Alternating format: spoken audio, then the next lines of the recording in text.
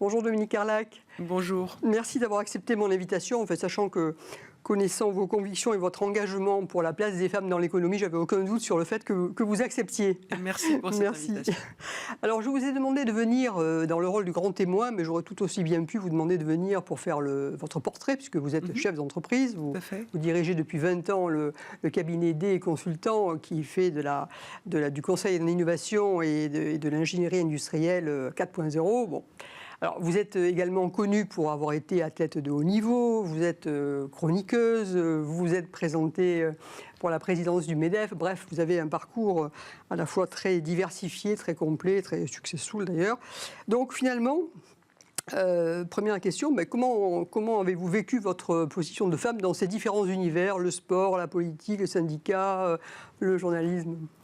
Pendant longtemps, j'ai pas vécu de manière singulière ma position de femme. Pendant longtemps, j'ai été dégenrée, c'est-à-dire que je faisais du sport parce que je courais vite, j'ai créé mon entreprise parce que j'avais envie d'indépendance, j'étais engagée dans mon syndicat professionnel parce que j'avais une idée sur la question de ma profession, mais pendant longtemps, je n'ai pas considéré que je le faisais parce que j'étais une femme et que j'avais une pratique différente.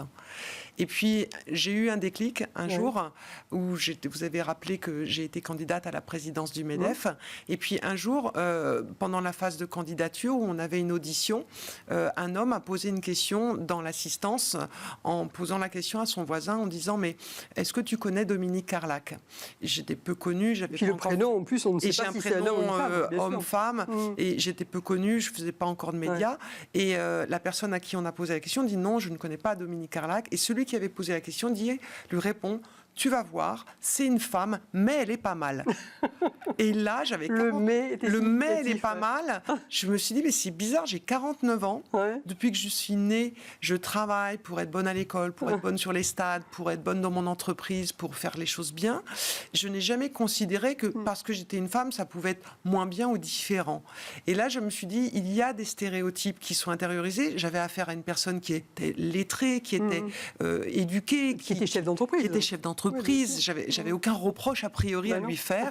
Le fait qu'il réponde ça, je me suis dit, ah, c'est marrant, il y a l'air d'avoir quelque chose dans la société qui traîne et qui fait qu'en 2018, c'était en 2018, on pense encore que c'est une performance que la femme, là, elle soit candidate à la présidence du MEDEF. Et qu'elle soit bien. Et qu'elle soit bien en plus. Et donc là, j'ai pris conscience que jusque-là, et j'ai vécu cette campagne comme quelque chose qui était très compliqué, non pas parce que j'étais une mauvaise candidate, mais parce que j'étais tout le temps enfermée dans ma singularité de j'étais la femme candidate ou la sportive candidate, mais je n'étais pas la candidate comme ces messieurs. Là, je dis, non, je veux faire part du fait que moi, j'ai une vision de l'économie, j'ai une vision du social, j'ai une vision de la géopolitique et pas simplement parce que je suis une femme. Donc j'ai une cesse de dégenrer. C'est cette fameuse question de l'essentialisation contre laquelle on lutte. Et c'est vrai que les choses ont quand même beaucoup évolué par rapport il y a une vingtaine d'années, mais néanmoins il y a encore beaucoup de chemin à faire. Alors vous vous êtes engagé, donc de ce fait, ça a été l'une des raisons qui a fait que quand vous avez été en position 2, vous avez proposé le lancement des femmes du MEDEF. Oui, parce qu'à l'issue de cette campagne, Geoffroy Roux de Bézieux a été élu président du MEDEF. Il m'a nommée vice-présidente et porte-parole.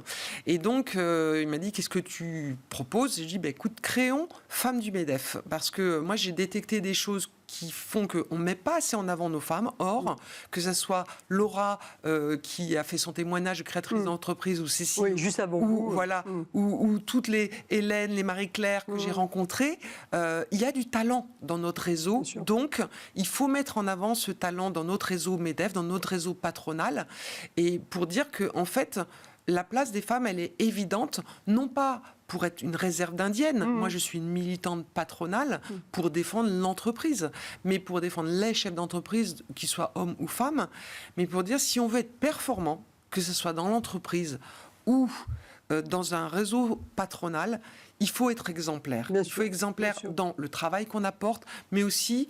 On ne peut pas lutter contre le politique en disant ils veulent nous faire des lois, ceci, cela, si nous-mêmes, à l'intérieur du MEDEF, on n'est pas exemplaire. Et donc, Femmes du MEDEF, c'était pour être exemplaire en disant nous aussi on féminise nos instances, nous aussi on a des talents, mais par ces biais un petit peu qu'on a à l'intérieur, on passe pas spontanément, on dit qu'il y a besoin peut-être d'une école de formation. Non, il y a des femmes, elles sont prêtes. Elles sont prêtes, simplement il faut les lancer, il faut les mettre en piste et les mettre surtout en visibilité. Et alors aujourd'hui, les résultats au sein des femmes du MEDEF, qu'est-ce que ça donne en termes de contre chiffres? toute attente, moi je me disais, c'est les grandes entreprises qui vont s'en emparer, les grandes fédérations professionnelles. Elles font des choses, mais c'est surtout les territoires du MEDEF qui s'en sont emparés. On a 120 territoires au MEDEF, 120 territoires, donc c'est des départements qui se sont emparés. On a déjà une trentaine de MEDEF territoriaux, c'est-à-dire de MEDEF départementaux, par exemple, vous allez dans les Hautes-Alpes, dans l'Orne, qui ont créé des réseaux femmes du MEDEF. Et puis, on en a 20 en gestation.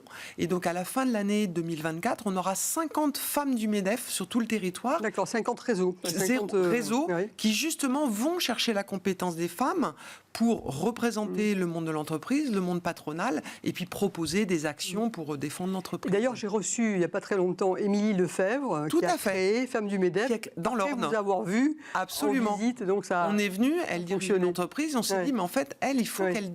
C'est des personnes comme ça qui peuvent défendre l'entreprise.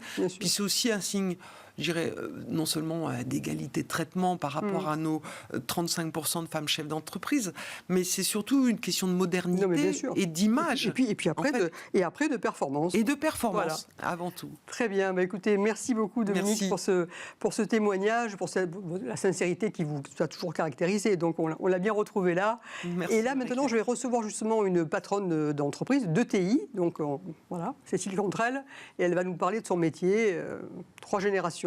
Formidable. Le beau tissu économique français qu'il faut préserver avant tout. Absolument. Merci. Merci Dominique.